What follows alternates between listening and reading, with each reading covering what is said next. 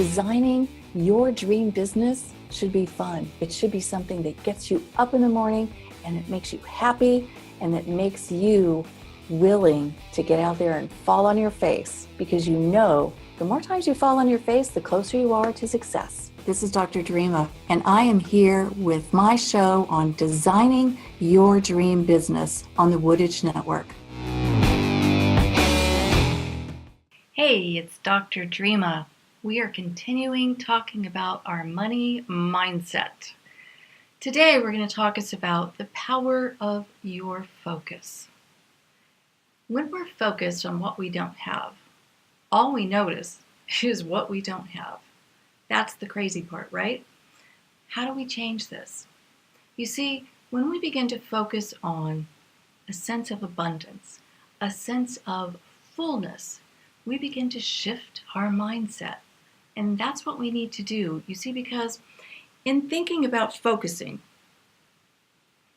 you get to choose where you focus. You get to choose how, where, and when. And people think this is some sort of hocus pocus, but the reality is we train our brains on how we want to be focusing.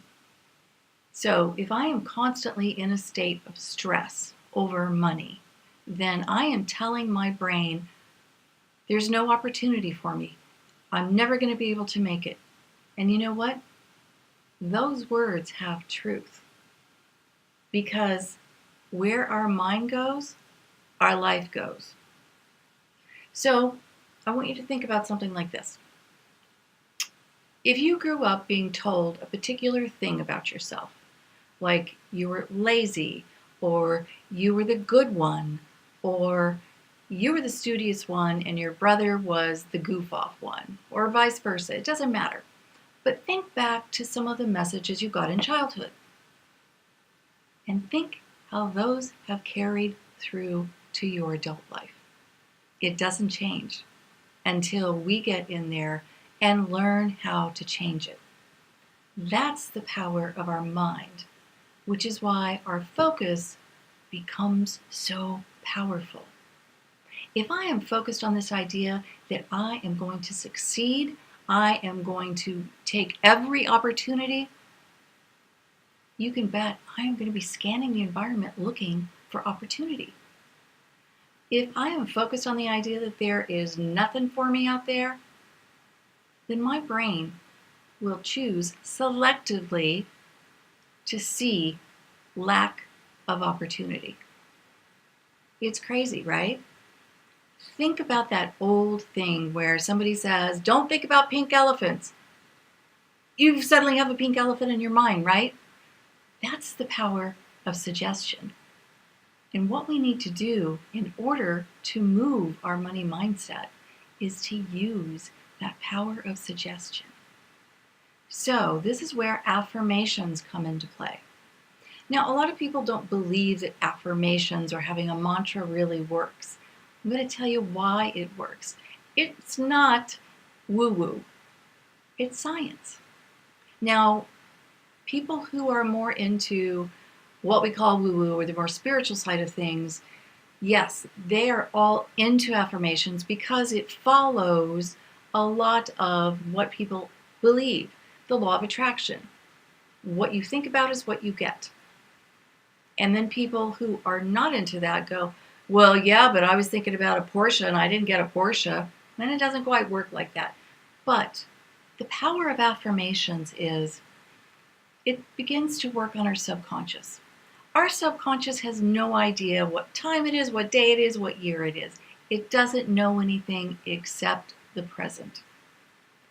This is why you go to your meeting, you're 5 minutes late, and your boss says something to you like, you're never on time. And you know that's not true, but inside it hits you because that's exactly what your mom used to say. Now, you're not consciously thinking, oh my God, that's what my mom used to say, but you have the feelings come up and suddenly you feel like a little kid.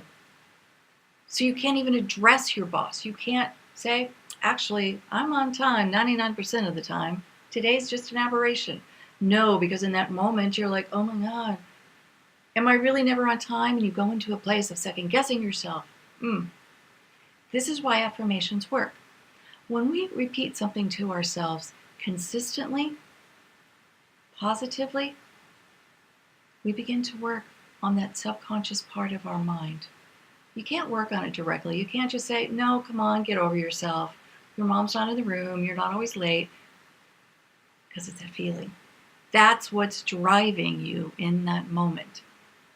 When you begin to work with an affirmation, now let's pick something around money because we're working on money.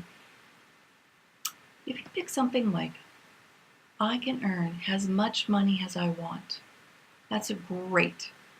But if you haven't worked on the part of, I deserve to be financially secure, then the second part, that's not going to work. So you have to start very basic.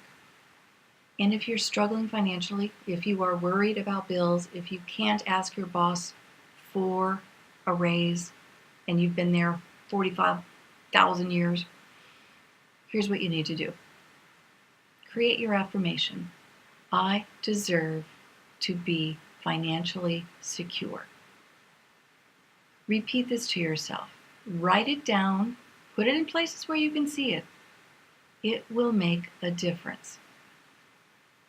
Problem is, a lot of you won't be consistent. If you can build consistency into this practice, you will then have a game changer. It will work. So create your affirmation, and I suggest for the beginning here, you really do start with something like, I deserve to be financially secure. I deserve to be financially abundant. Write it down, put it all around, say it to yourself as often as you can think of, and let's get this game changed. I'm Dr. Drema. This is part 3. We've got a few more parts to come up.